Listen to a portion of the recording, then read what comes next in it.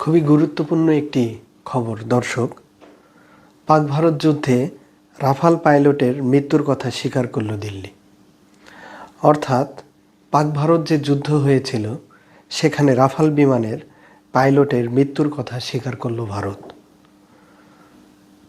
পাকিস্তানের সঙ্গে যুদ্ধে বারবার হতাহতের কথা অস্বীকার করার পর অবশেষে রাফাল যুদ্ধ বিমানের পাইলট সহ বেশ কয়েকজনের মৃত্যুর কথা পরোক্ষভাবে স্বীকার করেছে ভারত। নিরাপত্তা সূত্রের বরাত দিয়ে সোমবার এক প্রতিবেদনে কথা জানায় জিও নিউজ।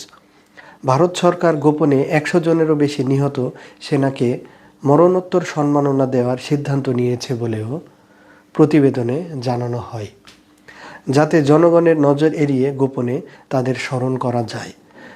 অভ্যন্তরীণ চাপের মুখে এই পদক্ষেপ নেওয়া হয়েছে বলে জানিয়েছে জিও নিউজ। অর্থাৎ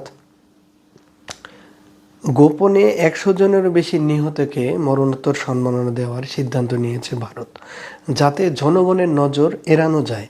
অর্থাৎ জনগণ যেন জানতে না পারে 100 জনেরও বেশি সেনা নিহত হয়েছে। তাদের অভ্যন্তরীণ বিভিন্ন চাপ রয়েছে, এই চাপের কারণেই তারা এই ধরনের পদক্ষেপ নিয়েছে। যাদেরকে মরণোত্তর সম্মাননা দেওয়া হচ্ছে তাদের মধ্যে রয়েছেন ভারতীয় বিমান বাহিনীর 4 জন পাইলট। এদের মধ্যে 3 জন রাফাল জেট বিমান চালিয়েছেন।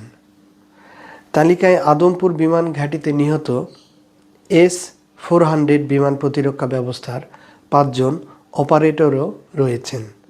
আরেকটি বিমান ঘাঁটিতে প্রাণ হারানো আরও 9 জন কর্মীকেও সম্মাননা দেওয়া হবে। নিরাপত্তা সূত্রগুলোর দাবি, নিহতদের পরিবারকে সামাজিক মাধ্যমে শ্রদ্ধাঞ্জলি দেওয়ার ছবি প্রকাশ না করার জন্য অনুরোধ জানানো হয়েছে, কারণ ভারতীয় কর্তৃপক্ষ যুদ্ধে নিজেদের ক্ষয়ক্ষতি জনসাধারণের কাছ থেকে আড়াল করার চেষ্টা করছে।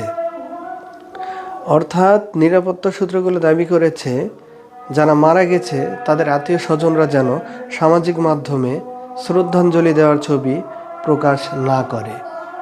ধন্যবাদ দর্শক, আপনারা খবরটি শুনলেন।